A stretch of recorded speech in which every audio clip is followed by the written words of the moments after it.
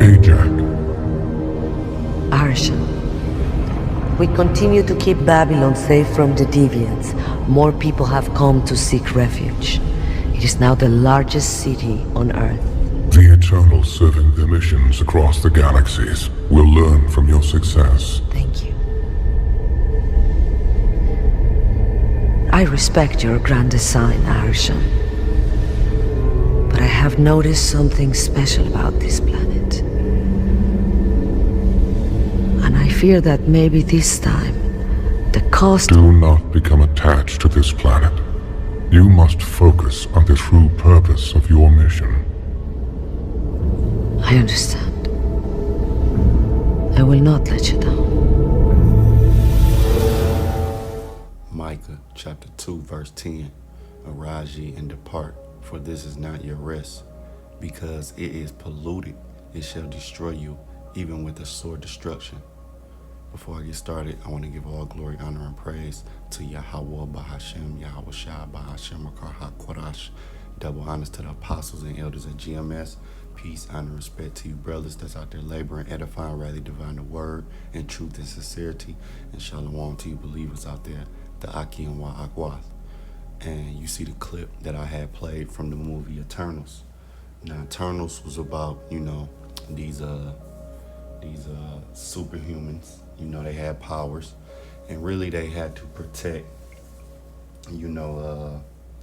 humans until it was enough intelligence to feed the god seed, this being called Ereshkigal. And you see Ajak, which is Salma Hayek, she was speaking with Ereshkigal. But when I was watching the movie, what really hit me was, you heard what he said, Ereshkigal. I think Ereshkigal is a lady, but you heard Ereshkigal say, do not get attached to this planet. Stay focused on the purpose of your mission.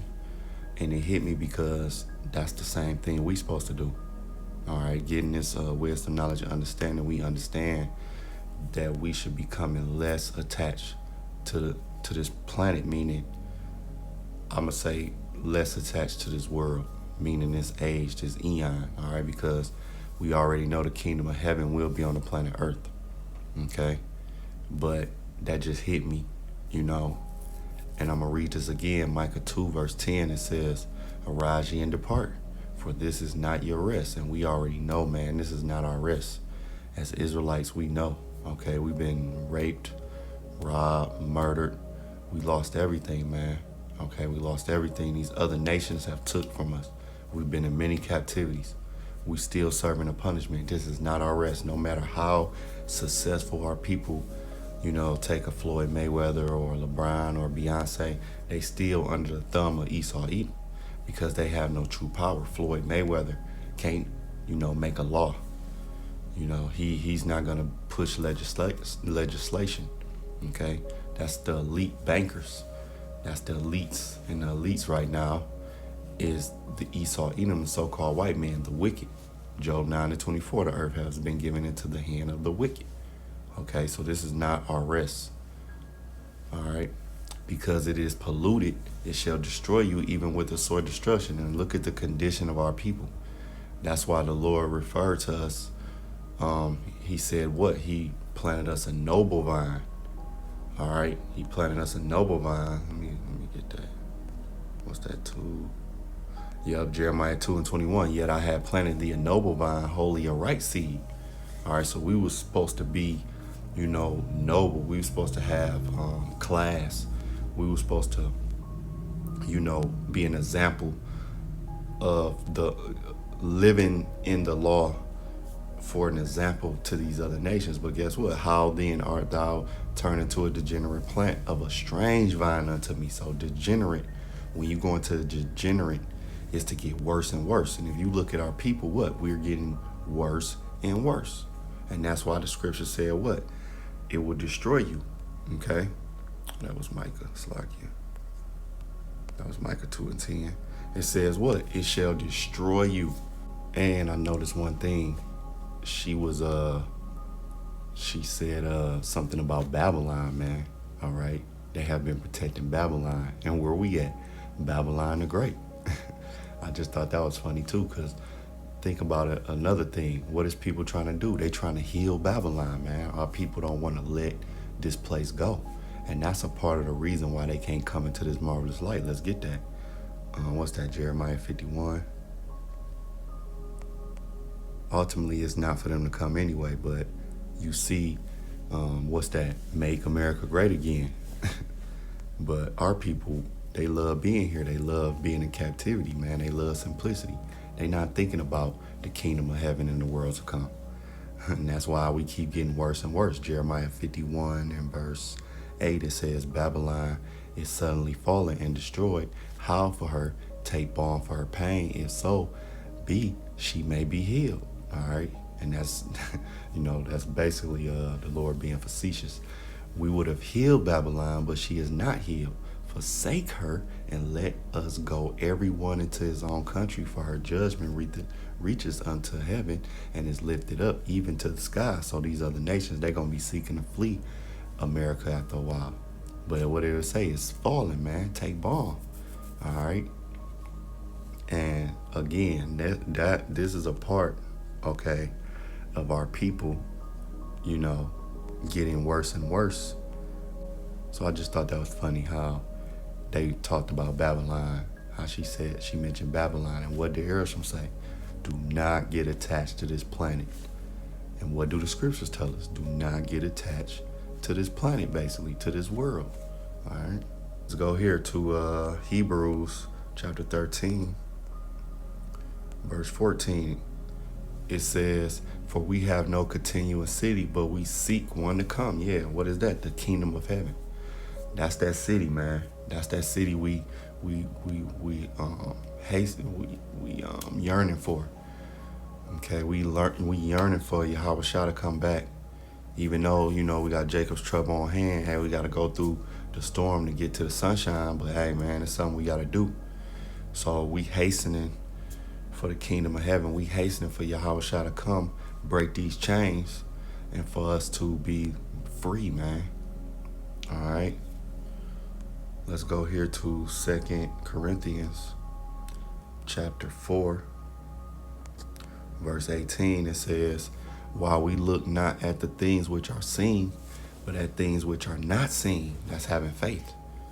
So we're not looking at things that's going on and saying, damn, letting this beat us down. We got to stay focused on the mission. What's the mission, man? The mission is to bid as many Israelites as we can to the marriage. That's a part of the mission. As well as part of the mission is working on that inner man, that inner woman. All right. For we look for the things which are seen are temporal. So this world, again, is temporal, man. We know it's coming to an end. We know this society is coming to an end. We know that our enemies, starting with Esau, Edom, they're going to be in captivity. Right now, you see them, they thriving. Even some of our people, they thriving. But guess what?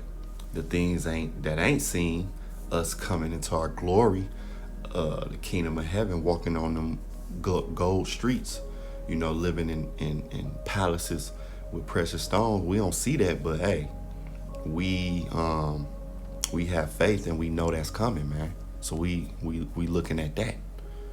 All right, and again, going back to the mission, because Erisham told her, hey, stay focused on the purpose of your mission.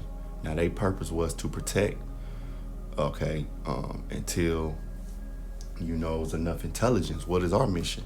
What is our purpose? Our purpose is to do the work for brothers, to teach, if that's your lot, for sisters, to be good wives to their husbands, okay, raising up, teaching the children, being good homemakers, the men being protectors, providers, of course, and again, doing the work, okay, working on that inner man, that inner woman, and again, for brothers, bidding the Israelites as many as we can to the marriage.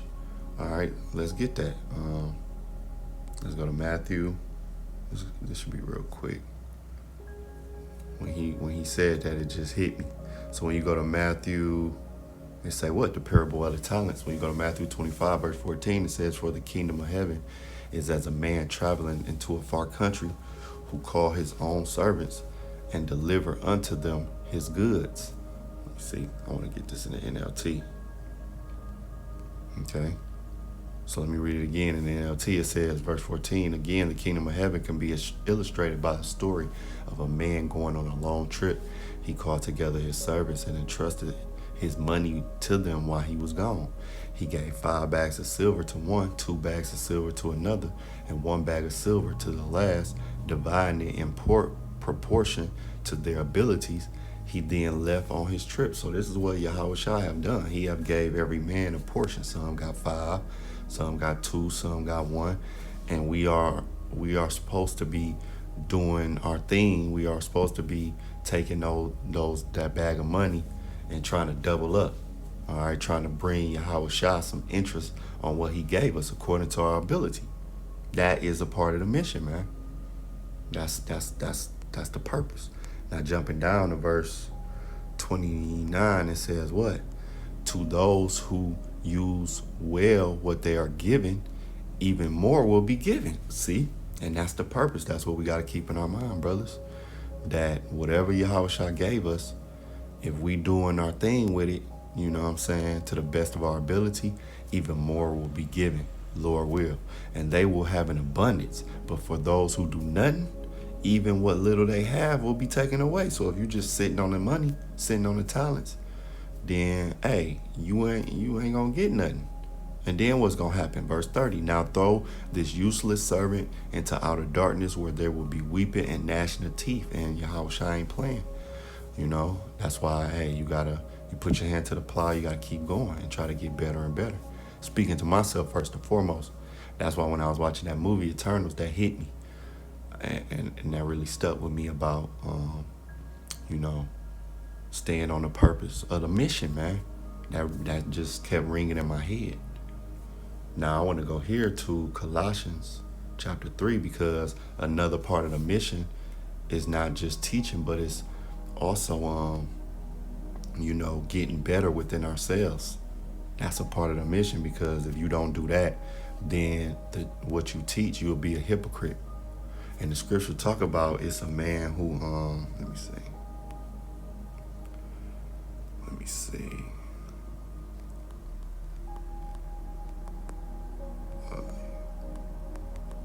Bear with me 1 second.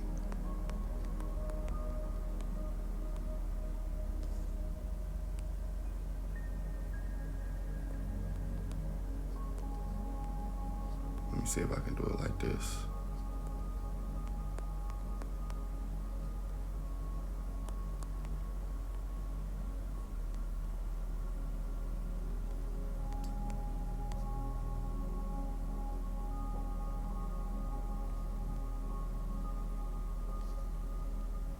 Yup, here we go. Ecclesiasticus 37:19. There's one that is wise and teacheth many, and yet is unprofitable to himself. So if we not getting better within ourselves, all right, us brothers, if you ain't getting better within yourself and not applying the scriptures, then you can teach and be good to many, but to yourself, you unprofitable because you're not applying the scriptures. As well as sisters, if you're not applying the scriptures, then you're going to be unprofitable to yourself, whatever you learning. Okay? You can just listen to videos all day. I'm talking about to the sisters as well as brothers, but, sisters as well. You can listen to the videos all day, but if you're not applying them scriptures that you learning, them precepts that you writing down, you're unprofitable to yourself. Okay? So now I want to go back to Colossians. Let me take this off, just so you can see better. I want to go to Colossians in the NLT, chapter 3. All right, starting at verse 1, it says, since you have been raised in this new life with a Mashiach, set your sights on the realities of heaven. Yes, this is the ultimate mental game. It starts in the mind, where a Mashiach sits in a place of honor at the Most High's right hand. Think about the things of heaven, not the things on earth. And this is what I gotta constantly keep talking to myself about. Like, man, because it can be hard sometimes. You in the everyday hustle and bustle. You got things that you want to do. You might want to move. You might want to do little, I ain't saying like 20, 30-year old, 10, 20, 30-year plans, but I'm saying you might have short-term goals of things that you really want to handle. All right. And that's cool. But, you just can't become too sidetracked. That's why when Erisham said, hey, don't get it too attached to this planet, focus on the purpose of the mission. All right. Verse 3, for you died to this life, and your real life is hidden with the Mashiach in the Most High. So, yeah, when we came into this knowledge, we died in this life, man. A lot of brothers, even sisters, gave up things. And not to say that, like we just all that. Nah, because it's an honor to been given this knowledge. Because when you start learning, the more and more you learn and you look at the people of the world, your family, friends, and things of that nature, you understand how blessed you are to have this knowledge, because how they move and how they think, it altered your thought process, and now you like, wow, I used to think like that, I used to be like that. And that's why when you first come in, you try to tell everybody, you try to teach everybody, because you feel like you're damn near obligated, which brothers is obligated to teach, but you kind of be like, damn, why they can't get it? Then you start understanding that it ain't for everybody. But you might try to teach your mom and your girl or whoever closest to you, your family, because you want them to learn and have you want to put them on game. You trying to let them know, like, look, no, it's something better. Look, this is gonna be this world about to end. This, our enemies, they going into captivity. You excited, you like, you got that fire. You like, no, but they just not seeing eye to eye with you. It's not meant for them. Okay. But yeah, like, coming in, a lot of brothers and sisters gave up things. You would have had to given up something, because you might have wanted to be the best NFL player, best NBA player, best rapper, whatever. A lot of that gonna have to die when you come in, because it's just not gonna work. Especially if you talking about getting in Hollywood, that's just straight conflicting with the word. If you rise up in the ranks of Hollywood, you doing devilish deeds, best believe. So that's conflicting with the word. All right. Just as an example. Okay. And let me go down. I want to jump down here. It says, let me get that in the KJV. So Colossians 3, KJV, verse 12, it says, put on therefore as the elect of the Most High. And right now we the hopeful elect. Okay. But we are to put on as the elect, holy, meaning separated, and beloved, bowels of mercy. Okay, we gotta have mercy. That's something we gotta learn. Forgiveness, and not like how the church would teach it, but you do have to understand forgiveness, because and this is something I had to work on, forgiveness. Because you have to learn how to forgive people, or you won't be forgiven, in a sense, because we all have trespassed and we all have shortcomings and flaws. So bowels of mercy, showing your brother or your sister mercy, kindness, humbleness of mind. That's another thing, coming out of the world you got to work on, humbleness of mind. This world is so inflated.